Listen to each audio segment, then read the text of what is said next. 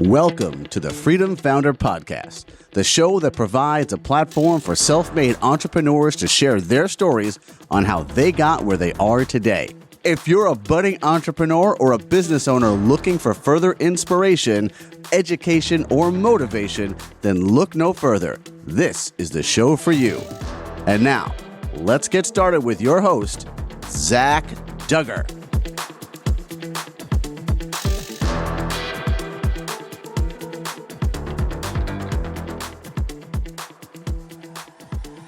Welcome to the Freedom Founder Podcast. I'm your host, Zach Duggar. Now, as an entrepreneur, sometimes there is an opportunity, or there's a potential for burnout to occur. And that can also often occur when somebody is an owner and an operator. And as they are seeking to scale their business, they continue in that operator role and that operator mindset. Not only can that impact them with regards to burnout, but also the possibility of scalability and systems that would be put in place. Now, my guest today, Pete Moore, knows a lot about these concepts and works with others in simplifying entrepreneurship. Now, Pete, thank you for joining me today. Hey, thanks so much for having me, Zach. I'm looking forward to our conversation today and talking all about helping business owners move from operator to owners of their business. And I mean, that's why we all get into business, right? It's because we have this dream of a better life. And if we're mired down in the frustration of 50, 60, 70 hours a week, pounding through all the decisions in your business and that never ends, then you're not really free, are you? Absolutely. Now, the freedom that we are seeking in becoming a business owner definitely can be impacted if you're just continuing to be in that mindset of having to work all of the hours and do every role all the time. I can speak from my personal experience, and I'm certain you can from yours as well. So let's get to that a little bit in regards to the experience that you've had as an entrepreneur. Where did you get your foundation in that world? And then talk a little bit about the progression. Sure. Long story short is I grew up in a family. My dad did own a business, but ran a big business. And my mom was entrepreneurial, always doing little things. And I started off like you hear a lot of times, with cutting lawns and making crafts and selling them to stores and different things, and had little businesses along the way. Had my first real business after going to business school, and I bought a franchise, it was a bathroom renovation company that's almost 30 years old now. It's still going today. I haven't owned it since 2009, but I'm proud to say that it's still going and doing well. And then while I had that bathroom remodeling franchise, I also bought another franchise that was struggling, and we grew it. It was a cleaning franchise, and we grew it from 30 customers to 300 customers, and then we sold it as well. I became a business broker, helping people buy and sell businesses. And for the last 13 years, I've been a retailer. We own a couple of shoe stores here in Canada called Shoetopia. And so I'm a retailer, and I spend most of my time these days with simplifying entrepreneurship, helping other entrepreneurs, like we talked about, move from operators of their business to owners of their business. With my shoe stores, I basically work, give or take, a day a week with those stores as I've moved into the owner's position of that, and not doing all of the day-to-day decision making and all that stuff. So now I spend most of my time working with all sorts of different business owners that want to do the same. Okay. So you were able to, with Shoetopia in particular, move into more of that owner, not just as an operator, but being able to have that benefit of owning a business and the benefit of owning a business really at the same time. It's interesting, Zach. Like my time as a business broker, when I worked at helping people buy and sell businesses, it was really interesting because the businesses that the owner was the operator were hard to sell because people don't necessarily want to buy themselves a job. They can go work for somebody else and not have all the risks of being a business owner. So, if all you want to do is, works 50, 60 hours a week for minimum wage, you can do that for someone else and not have to worry about, hiring people, firing people, paying rent, all these different things that go along with being a business owner and the stresses and struggles. So, the idea was to elevate through that and have the business running on rails so that it becomes an investment.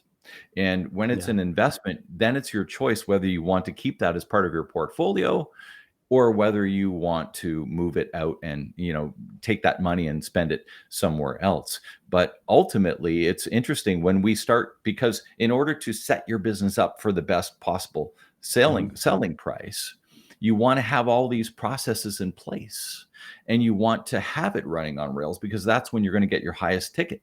So, but at the same time, it's also, once people get it to that point, they're like, I'm not as frustrated as I used to be. I kind of like this business anyway, and it is a good investment.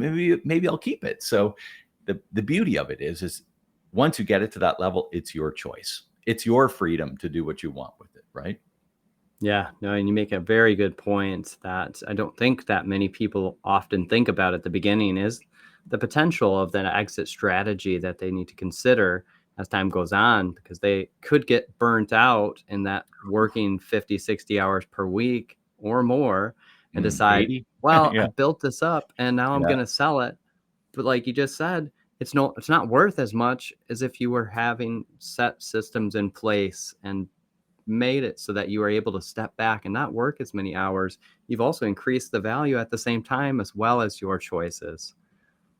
Yeah. Once a business gets to a certain level, like if it's a solopreneur type business, I get it. But once Yep. it gets to a certain level, then basically people that are going to come in and buy that business probably don't want to be in that situation where they're literally doing everything. And they're also worried about it. They're like, well, if all the concepts and processes and everything are in the owner's brain, and let's say the owner's partners involved and kids are involved, and there's a lot of sort of close connections. What Yep. happens if I take this business over and all of those people leave? The whole brain and organization of that business leaves.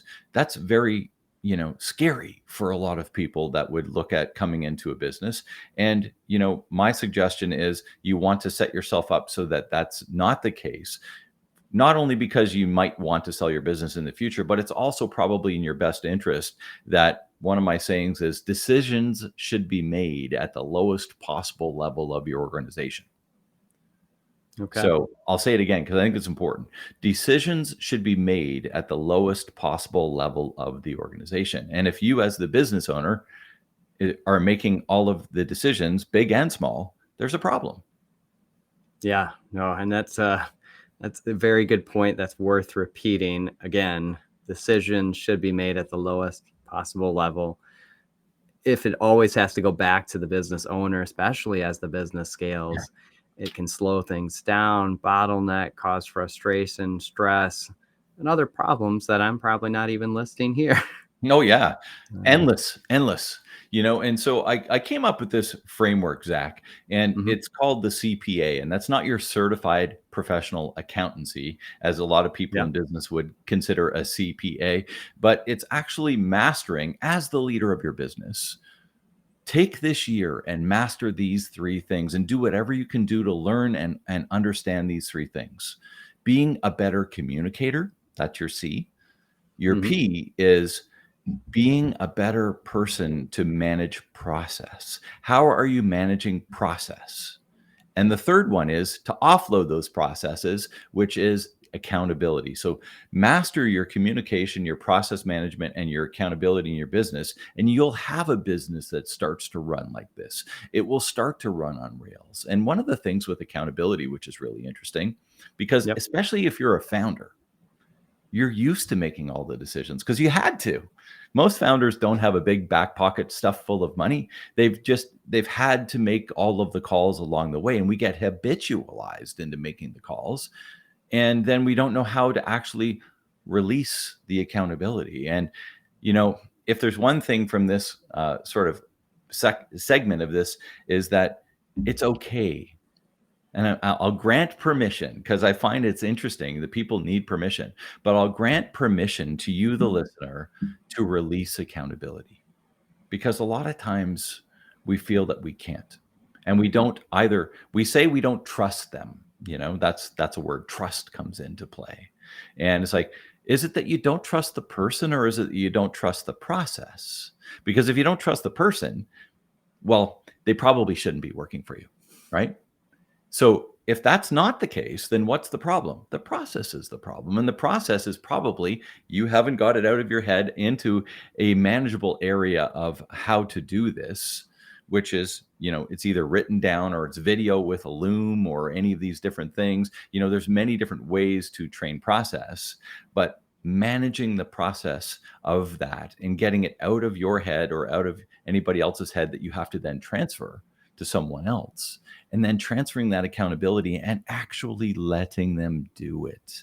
Not just giving them the title, but actually saying you are accountable.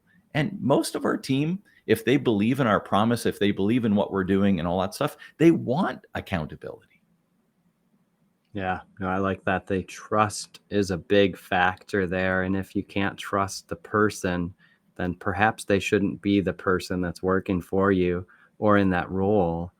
So actually then having to look at the process that's part of the problem to be able to get to where you can allow them the accountability or the opportunity to have the accountability for that task. Yeah. That's very much something that I know personally I had issues with along the way as I was a founder, originator of a business and grew that and had difficulties along the way of being able to trust the person with the process, but it really wasn't the person. It was the process and being able to have that set system in place to know that it will be done and that they can be accountable for it.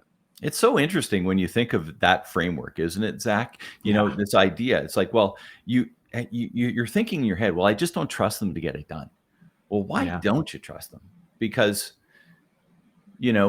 everybody talks about our core values and integrity and all this kind of stuff. And it's like, well, listen, if they don't have integrity and you don't trust them, why are they working for you in the first place? Mm-hmm. So usually when we use those words, I just don't trust them to get it done, it means that you don't trust the process, not the person. Yeah. No, that makes sense. Absolutely. So talking a little bit about communication as part of that framework, and it's an area that is absolutely important, not for the business owner, but also for those that are directly under them that they're trying to develop and help lead different segments of the organization or take over portions from the direct owner of the company. But sometimes that communication can break things down if it's not done in a way that supports what that original owner has indicated or the manner in which they would have approached things, or just in general in regards to what their expectations are. But talk a little bit about what you are referring to when you said communication. Yeah. I think, there's so much around communication. We could talk for a day on it, but very true. But ultimately, as you move up the let's call it the corporate ladder, the accountability chart into the owner's box from operator, communication becomes more and more your key role. Mhm. It's communicating the promise, communicating what it is that you do, why you do it, and who you do it for, and how you're making your client's life better.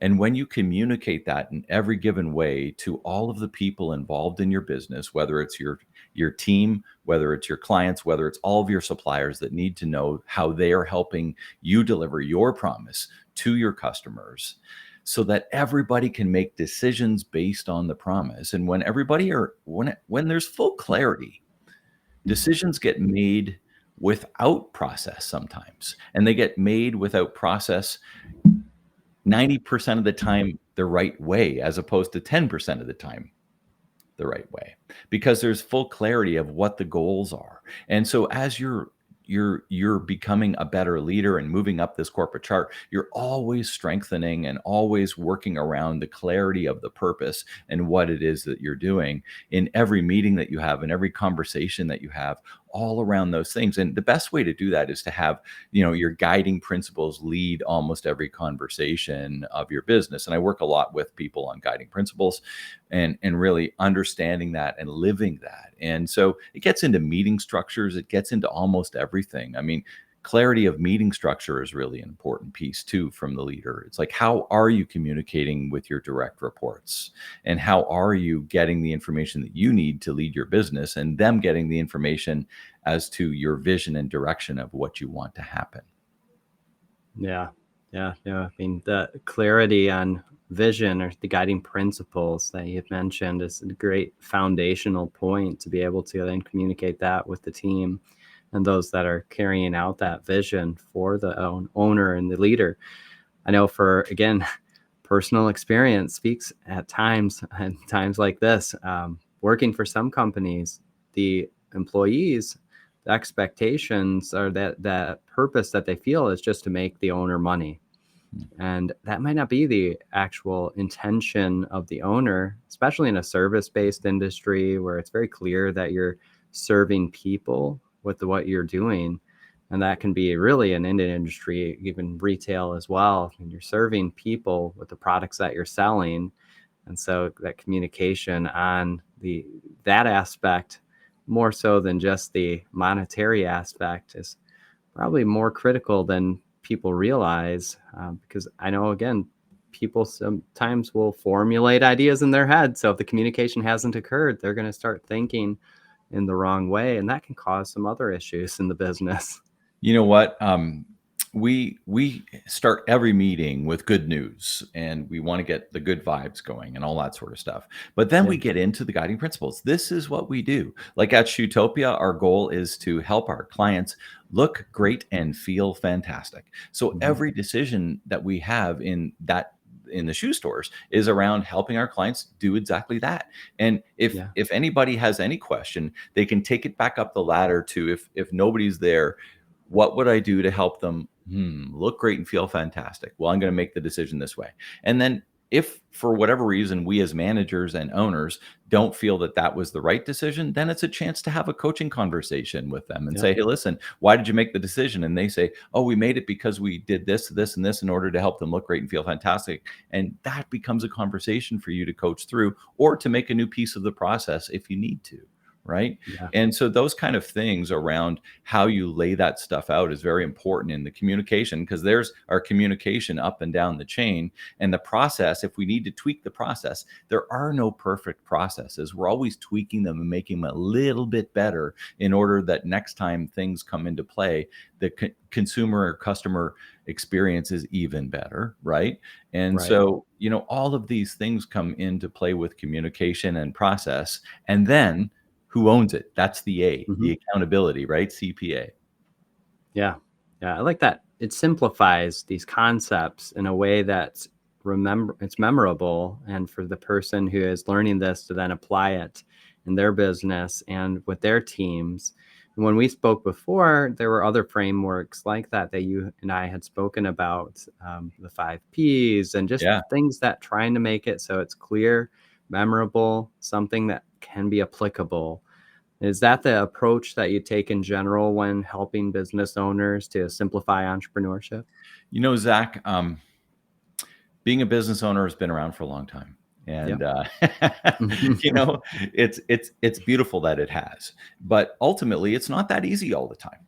And a lot of business owners are sort of have 1,000 things on the go and all this stuff and papers piled and all sorts of, ideas going on. And sometimes it's just, and I've had to do this myself. I mean, this is why I coach the way I do, because I live this. And it's like, how do you make sense of all the craziness sometimes? And I find that frameworks and models and tools, when we can overlay them onto a situation, make sense so that we can make a decision. Because as business owners, our biggest job is to make decisions. We need to make decisions. And when we started by saying decisions need to be made at the lowest possible level, well, ultimately, there's talk around there that we make about 35,000 decisions in a day. But if you're literally making and wasting all of your decision-making juices on all of the lowest level decisions, you don't have time to make the bigger ones, or the mental focus or energy to make the bigger ones. Right.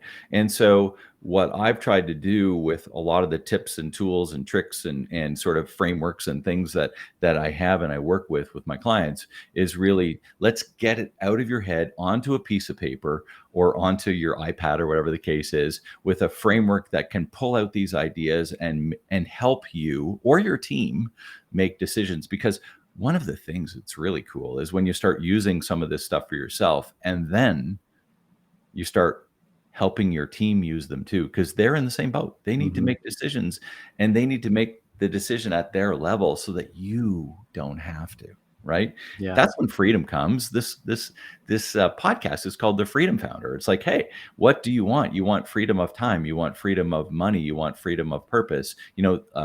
Dan Sullivan from Strategic Coach has a great sort of freedom foundation that he uses, and freedom of relationship is another one in there that he uses too. But ultimately, as business owners, these are the freedoms that we want.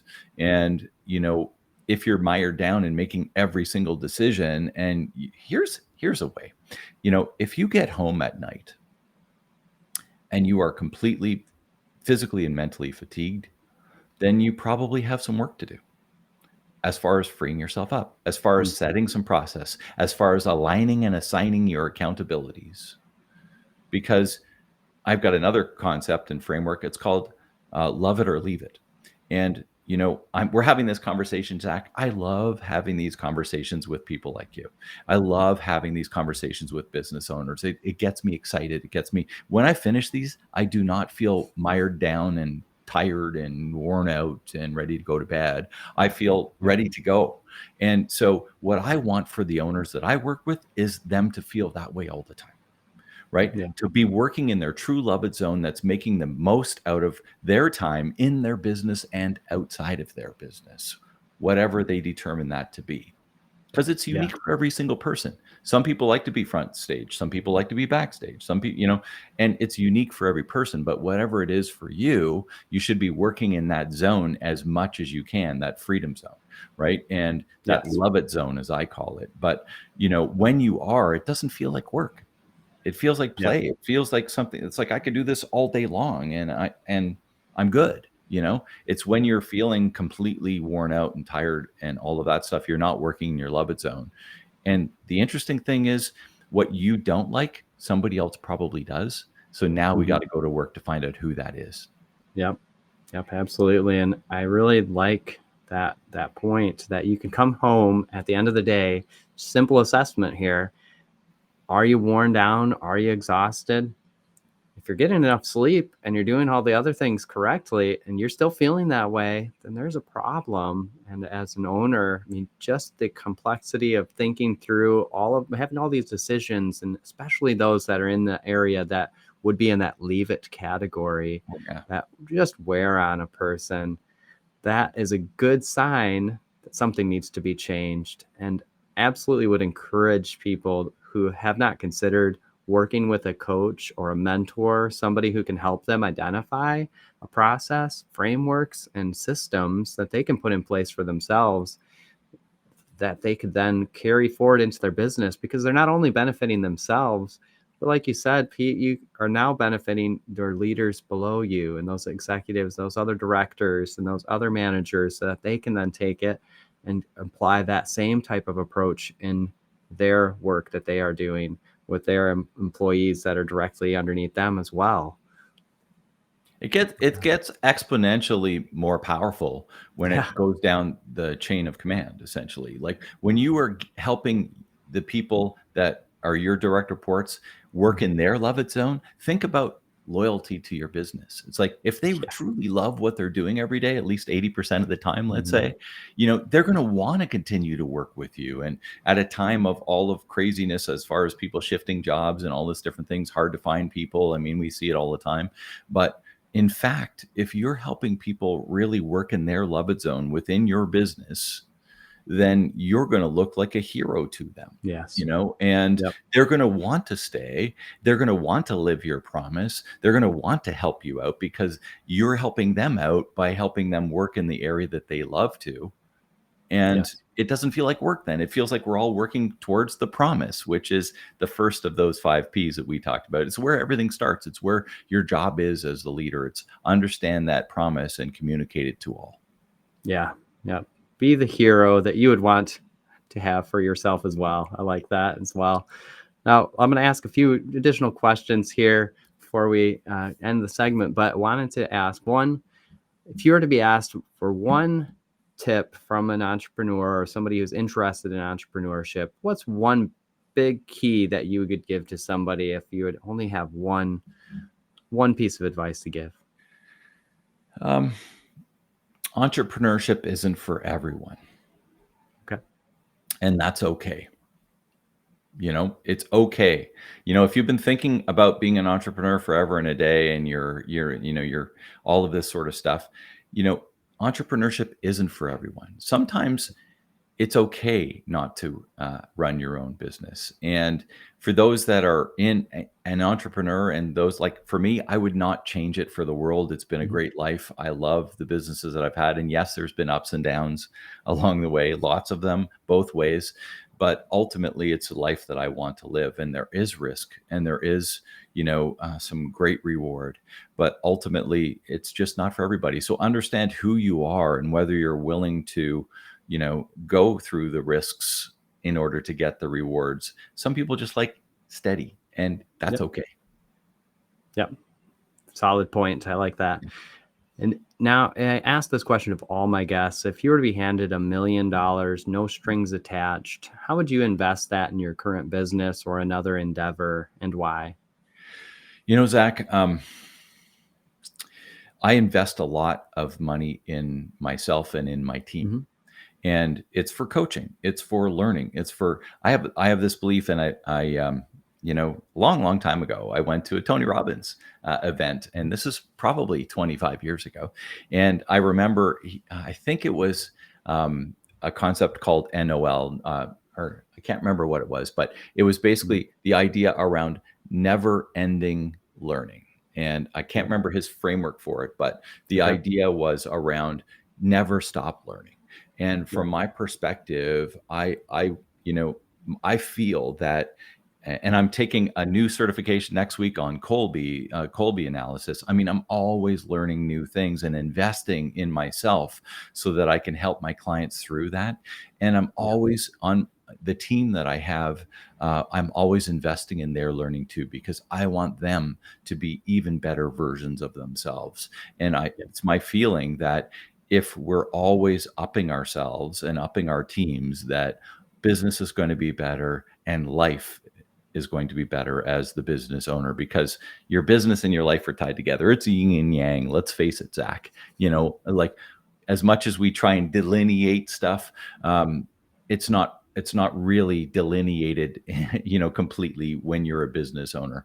And Yep. so you want to have both of those things be always elevating. And if I had the money to do that, I would just keep pouring into my business and my team, because when my team gets better, the business gets better. When the business gets better, my life gets better. Life is good. Yeah, absolutely. Yeah, exponential growth as well. Just in that process, like you had said earlier, and the giving back to your team and learning the structure and frameworks that you can then put in place in your business and develop others with. Yeah. If somebody wanted to reach out to you to find out more about the work you're doing or the coaching that you do, what's the best way for someone to connect with you? Best way really is just to go to Simplifying Entrepreneurship. If you Google Simplifying Entrepreneurship, you will find me, my podcast, my business, all of that stuff. I hang out on LinkedIn, mostly socially, so you can search for me there at Pete Moore, Mohr, and those are the best social channel and the best way to get hold of me. Perfect. I like that. It keeps it simple. Yep. Simplifying entrepreneurship. Pete Moore, Mohr. Definitely check out the work that he is doing. Check out his podcast and get in touch. And if it's not the right fit to talk with Pete about the work you're doing, absolutely encourage people, as always, to find a mentor, find a coach, find someone that can help them continue to get better in the work that they're doing, because it will only make their lives better as well as those that work for them. So, Pete, thank you again for joining me today. I really appreciated this conversation. It's been a pleasure, Zach. Make it a great day. Thank you. You too.